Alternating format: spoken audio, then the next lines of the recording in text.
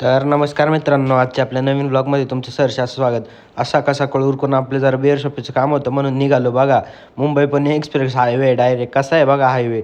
नाद करायचं का नाही हायवेचं काम उरकून आलो आपण घाटात डायरेक्ट. आज आपला गुल्यामय वाघ झुपायचा होता त्यामुळं आलो घाटात. घाटात आल्यानंतर लगेच वाघ बीक झुपून घेतला. बघा कसा पळतोय आपला गुल्या, एक नंबर नादखुळा. बारी वगैरे झाल्यानंतर बघा किती तो पोरांचा आनंद.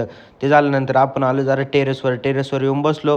जरा वातावरण एक नंबर झालं होतं. जरा म्हणलं व्ह्यूचा जरा आनंद घ्यावा वातावरणाचं.